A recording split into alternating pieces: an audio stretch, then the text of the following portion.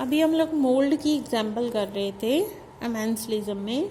तो उसमें क्या है, पेंसिलियम नोटेटम नाम की मोल्ड है। मोल्ड क्या रिलीज़ करी है, एक एंटीबायोटिक मटेरियल रिलीज़ करी है जिसको पेंसिलिन बोलते हैं। ठीक है, तो जहाँ पे ये मोल्ड प्रेजेंट है, पेंसिलियम प्रेजेंट है, वहाँ पे पेंसिलिन नाम का एंटीबायोटिक रिलीज़ करेंगी, जिसकी कारण उसके साथ में, उसके नज़दीक में कोई भी बैक्टीरिया की ग्रोथ नहीं होगी। अभी जो उसके नज़दीक में बैक्टीरियाज हैं और जो ग्रो करने वाले थे, उनका तो बुरा हो गया, उनकी ग्रोथ ही नहीं हो पा रही। लेकिन जो मोल्ड है उसको उस बैक्टीरिया के होने या ना होने से कोई फ़र्क नहीं पड़ता। अगर वो हो भी जाते हैं तो भी उसको नहीं फ़र्क पड़ रहा, अगर वो ग्रो नहीं भी हो रहे उसको नहीं। लेकिन जो बैक्टीरिया ने ग्रो करना था वहाँ पे, उसको फ़र्क पड़ रहा है पेंसिलियम के होने या ना होने से, क्योंकि वो एक एंटीबायोटिक मटेरियल रिलीज़ कर रहा है जिसके कारण वो ग्रो नहीं हो पा रहा। तो इस तरह के जो रिलेशनशिप है उसको अमेंसलिज्म कह रहे हैं। ठीक है, तो यहाँ पे बैक्टीरिया की भी एग्जांपल है, स्ट्रिप्टोमाइसिस। ठीक है, ग्रेसिस जो स्ट्रिप्टोमाइसिन एंटीबायोटिक रिलीज़ कर रहा है। तो ऐसे करके आपने और भी एग्जांपल यहाँ पे कर सकते हो। नेक्स्ट जो इंट्रैक्शन है वो है बेटा कंपटीशन। कंपटीशन में अभी आपको सबको पता है, कंपटीशन की डेफिनेशन रीड कर रही हूँ मैं। Defined as an interaction that occurs between two or more organisms when the resources necessary for them are limited adversely affect them. अभी क्या है, रिसोर्सेज हमारे पास बहुत कम है। ठीक है, कोई भी जैसे 4-5 डॉग हैं यहाँ पे, छोटे से एरिया में रह रहे हैं, लेकिन उनके खाने के लिए, उनके रहने के लिए बहुत कम जगह है। तो फिर क्या करते हैं, वो आपस में झगड़ते हैं, आपस में उस फूड के लिए, शेल्टर के लिए एक दूसरे के साथ compete करते हैं। ठीक है, तो उसको बोलते हैं कंपटीशन। तो वो ऐसे किसी और का भी हो सकता है, कोई और स्पीशीज़ भी हो सकती है। अभी इसमें दो तरह के, दो ग्रुप्स में डिवाइड किया हुआ है इस तरह कंपटीशन को। Intra specific competition. Intra specific competition है जो वो जैसे दो विद इन स्पीशीज़ आ जाता है। ठीक है, वो क्या है, विद इन स्पीशीज़ आ जाता है, एक ही स्पीशीज़ के मेंबर्स में आ जाता है। तो उस वो ज़्यादा सिवियर होता है, क्योंकि उन्होंने सबकी रिक्वायरमेंट्स भी सेम होती हैं, फूड भी सेम तरीके से खाना है, शेल्टर भी वैसा ही चाहिए, मेटिंग भी सेम पार्टनर चाहिए उनको। तो वहाँ पे क्या है, ज़्यादा प्रॉब्लमेटिक है, ज़्यादा डेंजरस कंपटीशन होता है। इंटरेस्ट जो विद इन कॉम्पिटिशन हो रहा है, एक ही स्पीशीज़ में हो रहा है, सेम ऑर्गेनिजम्स में हो रहा है। ठीक है, तो ऐसी जो कंपटीशन की कंडीशंस होती हैं उसको इंटरस्पेसिफिक कंडीशंस कहते हैं। ठीक है, नेक्स्ट है इंटरस्पेसिफिक कंडीशन।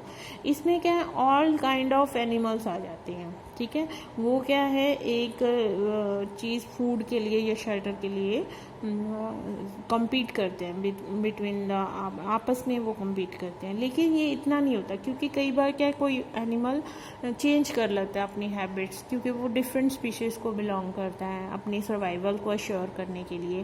तो ऐसे जो आते हैं, ऐसी इंट्रैक्शंस आती हैं, उसको बोलते हैं इंटरस्पेसिफिक कंपटीशन। जैसे एक competition between the monkeys and cats हैं, बिटवीन डॉग्स भी है। ठीक है, तो वो क्या है, डॉग्स कैट्स वो अपनी प्रायोरिटीज़ चेंज कर लेंगे अपने आप को बचाने के लिए। ठीक है, तो ऐसे कंपटीशन इतना सिवियर नहीं होता in comparison to the interspecific competition. ठीक है, तो ये है। अभी एक यहाँ पे दिया हुआ है आपका competitive exclusion. And two species having similar requirements can not permanently live in the same habitat if the material they need are inadequate. इसका मतलब होता है कि वो कंपटीशन से निकल जाएगा एनिमल, जिंदा नहीं रहेगा। मतलब अगर दो स्पीशीज़, दोनों को सेम चीज़ों की रिक्वायरमेंट है, ठीक है, तो ज़्यादा देर वो परमानेंटली लिव नहीं कर सकते ऑन द सेम हैबिटेट। तो एक छोड़ के कहीं और चले जाए, ठीक है, अपने आप को बचाने के लिए, उस चीज़ को बोलते हैं कॉम्पिटिटिव एक्सक्लूशन।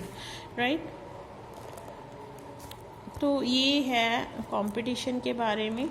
नेक्स्ट है आपका रिलेशनशिप है जो पैरास्टिज्म। पैरास्टिज्म क्या होता है, is an association of to organisms of different sizes and species in which smaller one is benefited and larger one is harmed. अभी देखो, दो स्पीशीज़ हैं एनिमल्स की, उसमें जो रिलेशन है, कैसा रिलेशन है, स्मॉलर जो एनिमल है उसको फ़ायदा हो रहा है, जो बिगर एनिमल है उसको नुकसान हो रहा है। तो इस तरह का जो रिलेशनशिप उसको बोलते हैं पैरास्टिज्म। अभी पैरास्टिज्म सिस्टम है जो इसकी क्लासिफिकेशन की हुई है, आपने ये करनी है। वायरल पैरासाइट्स होते हैं, वायरस होते हैं जो माइक्रोबियल होते हैं पैरासाइट्स, बैक्टीरिया वगैरह आ जाते हैं, प्रोटोजोन फंजाई आ जाते हैं। फाइटो पैरासाइट्स प्लांट्स में जो होते हैं पैरासिटिक लाइफ जीते हैं वो फाइटो पैरासाइट्स। जू पैरासाइट्स एनिमल्स में आ जाता है, ठीक है। अभी आगे क्या होते हैं, कई तरह के टेम्परेरी या पार्ट टाइम पैरासाइट्स होते हैं जो थोड़े टाइम के लिए कुछ जो उनका लाइफ साइकिल है उसमें कुछ 1-2 स्टेजेस होंगी, जैसे लार्वा होएगा या प्यूपा होएगा, वो सिर्फ पैरासिटिक हो, अडल्ट पैरासाइट्स ना हो। लेकिन आगे है एक फुल टाइम या परमानेंट पैरासाइट्स जो क्या है हमेशा से ही पैरासिटिक लाइफ जिए, चाहे उनकी कोई भी स्टेज हो लाइफ साइकिल में, जैसे एस्कैरिस है, ठीक है, टेनिया सोलियम है, ठीक है। तो ये सारे जो एंटामीबा हिस्टोलिटिका है, ठीक है, प्रोटोजोन्स हैं, वॉर्म्स हैं, राउंड वॉर्म्स, तो ये सारे क्या हैं परमानेंट पैरासाइट्स हैं। इनकी हर एक लाइफ साइकिल में जो स्टेज है वो पैरासिटिक है, ठीक है। आगे एक्सटर्नल पैरासाइट्स होते हैं, एक्सटर्नल जैसे टिक्स होती हैं, लाइस होती हैं, माइट्स होती हैं, ठीक है, एनिमल्स के ऊपर, जिसको चिचड़ी भी बोलते हैं अभी पंजाबी में, जिनके गाय भैंस रखी हुई है उनको पता होता है। तो वो एक्सटर्नल पैरासाइट है जो बॉडी के बाहर से ठीक है फूड लेती हैं बाय सकिंग द ब्लड, तो उनको बोलते हैं एक्सटर्नल और एक्टो पैरासाइट्स। आगे है एंडो पैरासाइट्स और इंटरनल पैरासाइट्स, ये होते हैं जो इंटेस्टाइन में या किसी ऑर्गन में अंदर बॉडी के पैरासिटिक लाइफ जीते हैं। तो इसमें आ जाता है जैसे सेल पैरासाइट्स हैं, सेल सैप पे फीड करते हैं, जो जैसे प्लाज्मोडियम है, लिशमैनिया डोनोवानी है, ठीक है। तो ऐसे काफ़ी सारे और भी पैरासाइट्स हैं, जैसे टिश्यू पे फीड करता है ट्राइकिनेला स्पाइरलिस, राउंड वॉर्म है ये, ठीक है, जो डाइजेस्टिव ट्रैक्ट में हमारे अटैक करता है, स्किन पे अटैक करता है। तो ऐसे जो अंदर हैं बॉडी के उनको एंडोपैरासाइट्स कहते हैं। फिर आ जाता है फाइटोफेगस पैरासाइट्स जो प्लांट्स के ऊपर फीड करते हैं, जूफेगस जो एनिमल्स के ऊपर फीड करते हैं। सोशल पैरासाइट्स मतलब उनको किसी स्पीशीज स्पेसिफिक नहीं होते, जितने भी एनिमल झुंड में रहते हैं ज़्यादा नंबर को फीड करते हैं जो, ठीक है, पैरासाइटाइज करते हैं, उनको बोलते हैं सोशल पैरासाइट्स, ठीक है।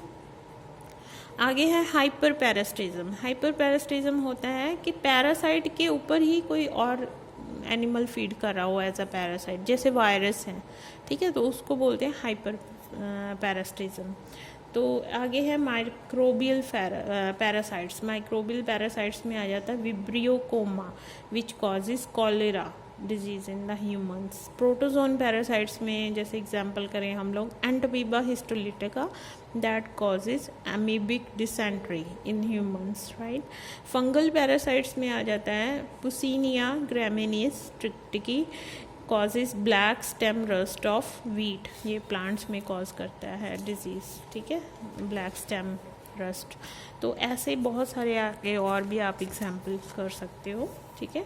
तो ये है all about the parasitism. Last जो है हमारा दैट इज़ अ प्रेडेशन। अभी प्रेडेशन तो आपने सबने सुना होगा, एक एनिमल दूसरे को किल करता है for the feeding, fulfil there feeding requirements, ठीक है, तो उसको खा जाता है, तो उसको प्रेडेशन कहते हैं। अब जो मार रहा है उसको बोलते हैं प्रेडेटर, जो मर रहा है उसको बोलते हैं प्रे।